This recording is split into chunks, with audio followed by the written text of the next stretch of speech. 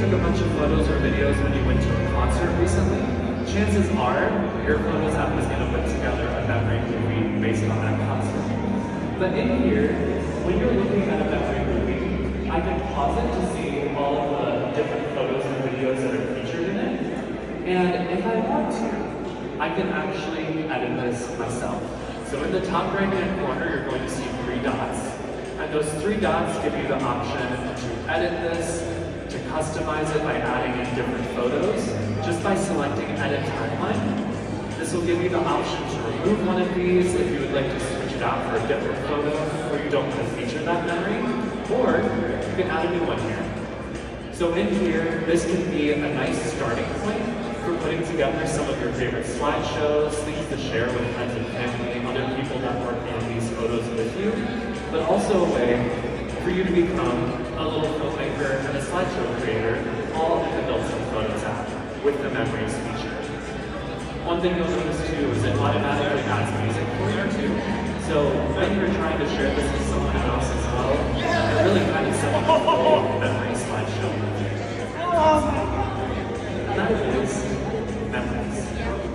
Now, going back into our little agenda for today's session, all about organizing your photos on iPhone, the first thing we talked about is how to use the search tool in the Built-in Photos app to quickly find a photo, just by describing what you're looking for to that search tool. Then we talked about how to filter and sort through your photos. Just anywhere you see those 2 arrows pointing in opposite directions, you are good to use those filtering and sorting options.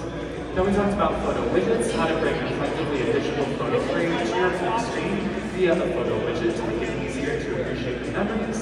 And then, speaking of memories, we talked about those curated memory movies that are put together in your Built-in Photos app that allow you to have a slideshow to send to someone else, loved one, family member, friend, but also a way for you to edit your own slideshows and videos and make them even more robust and special.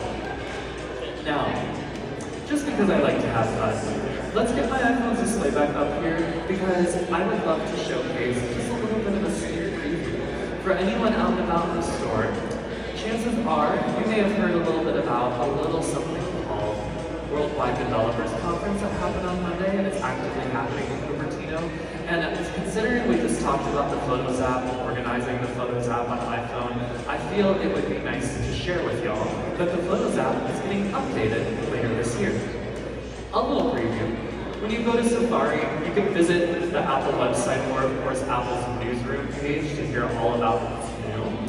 But in here, what's going to be called iOS 26, the updated Photos application is going to look like this. Very, very similar to what we have now, but instead of all of your collections being located underneath the library, it's now organized into 2 tabs. So anytime that you're looking for all of your photos and videos in reverse chronological order, you'll be able to see them with that library tab. But anytime you want to get to your albums, or get to your favorites, or get to those memory movies, you'll be able to just quickly switch over to collections. And trusty search tool is easier to reach now. Let's go. Now, beyond, of course, this little sneak preview of iOS 26 coming out later this year, I always recommend y'all the Tips application built into your iPhone because this application is the closest thing to a virtual version of myself or any of our Apple specialists in the store.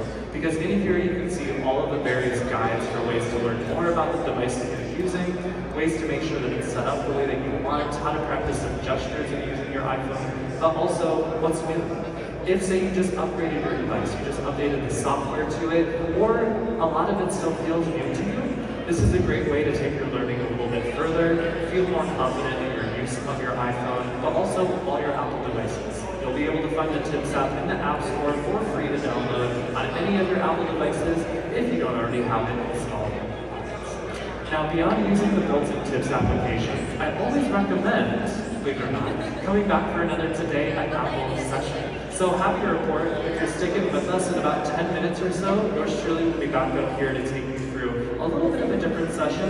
This session is going to be a quick 15-minute one again, but it's going to be all about working smarter, not harder, using your Mac. So if you're a user of a Mac laptop, especially for my friends over at the Genius Bar below, any of my friends who are shopping for a laptop, you'll learn some of the ways that you can take advantage of the operating system to just work a little smarter using your Mac. But this is also where you can see all of the fuel registerable, if that's a word.